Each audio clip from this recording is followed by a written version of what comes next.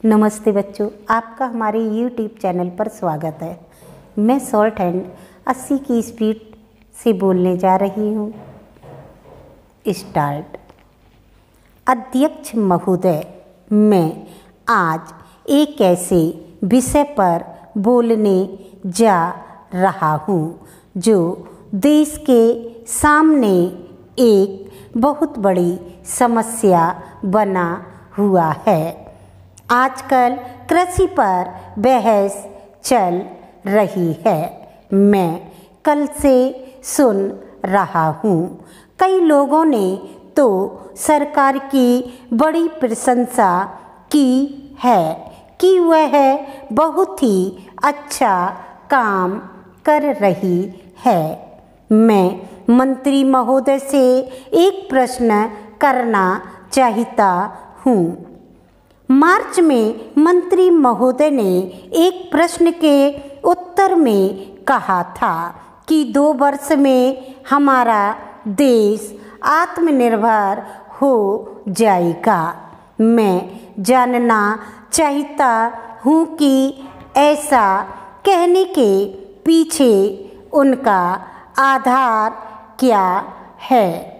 कौन से उनके पास ऐसे प्रमाण हैं जिनके आधार पर उन्होंने इस प्रकार की घोषणा की है। मैं चाहता हूँ कि जब वह उत्तर दें तो इस बात को अपने उत्तर में बताएं। आप जानते हैं कि इस देश में 80% लोग खेती करते हैं और उसके बाद भी आज हमारे देश का सम्मान दूसरे देशों में कितना है।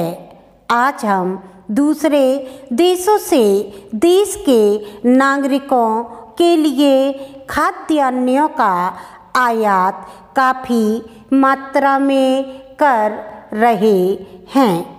खाद्यान्न की स्थिति बिल्कुल संतोषजनक नहीं है। देश में जहां लोग 80% खेती करते हैं, हम भोजन के मामले में भी आत्मनिर्भर नहीं हुए हैं। इसके कुछ कारण हैं। जिस समय देश स्वतंत्र हुआ उसी समय से इस सरकार ने कुछ गलतियां की हैं, जिसका परिणाम यह है कि आज इतने वर्षों के बाद भी हम आत्मनिर्भर नहीं हो सके हैं। उसका सबसे बड़ा कारण यह है कि अपने देश में पहला स्थान खेती को न देकर उद्योग को दिया गया है। उद्योग हमारे देश के लोगों की जीविका का मुख्य साधन नहीं हो सकता है। भोजन की समस्या के हल के लिए किन किन चीज़ों की आवश्यकता है, उसकी तरफ हमें ध्यान देना चाहिए।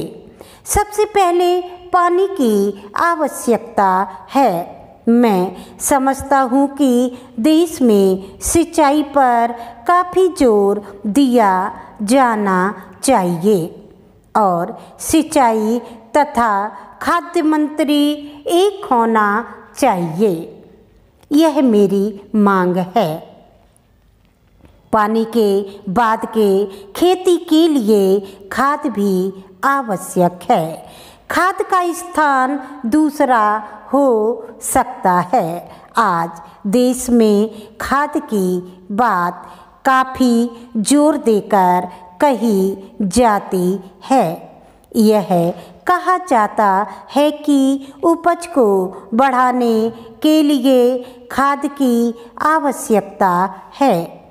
बिना खाद के उपज नहीं बढ़ सकती, किंतु खाद कहाँ तक उपज को बढ़ा सकेगी, यह भी देखने और सोचने की ही बात है।